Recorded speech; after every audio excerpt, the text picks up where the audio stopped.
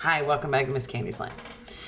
Today I want to talk about something that stays in parents' minds a lot. It did mine, and a lot of parents that worry about this a lot.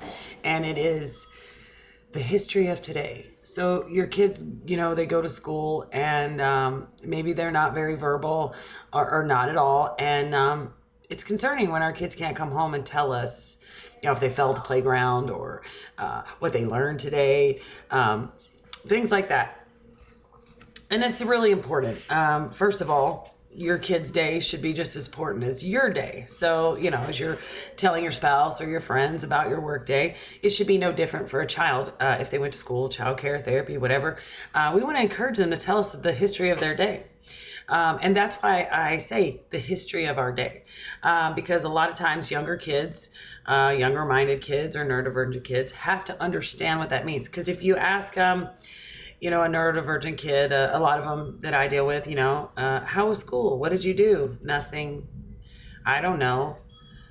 Played. So it's really hard for them to get the concept of what you're actually asking. So we start in like a circle and we talk about what history is. And we do it in real time. So I'll be like, I'm so thirsty.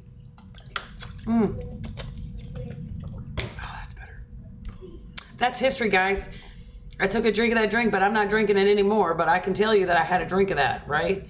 And then we'll kind of all do something like that where they'll all drink it and I'll be like, what's the history of a minute ago? And it builds from there. And eventually they're going to be able to tell you when you say, what was the history of today? And they'll be able to pull out some things. If your child talks to you with cards, if your child's not speaking, then they should have some type of picture cards that they talk with you, PECs or can take your hand. And, there's all these different ways of communication. And we want to make sure that if there's something going on when you're not around, your kid can tell you. They can point to their elbow, right? And then maybe there's a picture they can point to the playground, right? When you start teaching them what the history of things are, then they're able to come to you and tell you about things that they have experienced or done. And this is huge in confidence. It's like labeling. If I know the names of everything in my house, I feel very confident in my setting.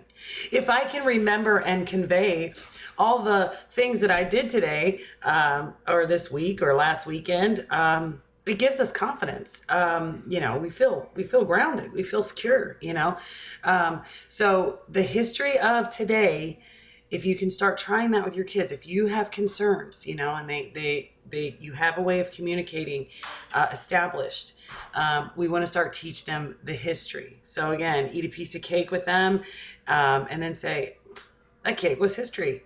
We already ate it, so now it's history, right? So they can understand what you're actually asking when you're asking, how was your day? Or where did you get that boo-boo?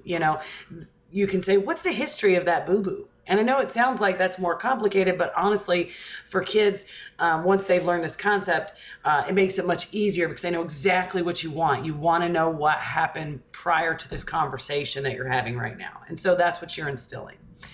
Was it going to make this a long video?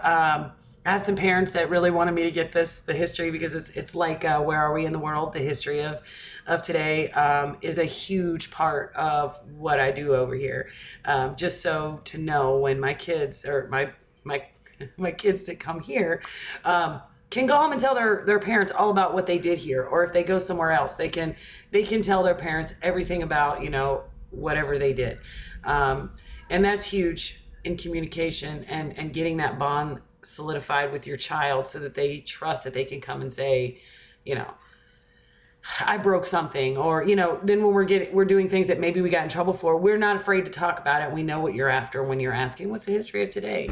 Not how did you do? What did you do? Those WH questions are really hard for especially neurodivergent and younger kids. So we can say, tell me the history of today. And then if they're having a problem, you go, you got up, you brush your teeth, you put your clothes on, you went to school, and then what happened? And putting then before what doesn't turn their brain off, right? Because as soon as we say, whoa, a lot of kids' brains turn off with that WH. So always try, if you're going to ask a what, when, where, you always want to put something else in front of it, another word in front of it, so that it just kind of gets in the mix, right? And they start to understand those WH questions without you really focusing on them. All right. You guys have a great day. We'll see you next time.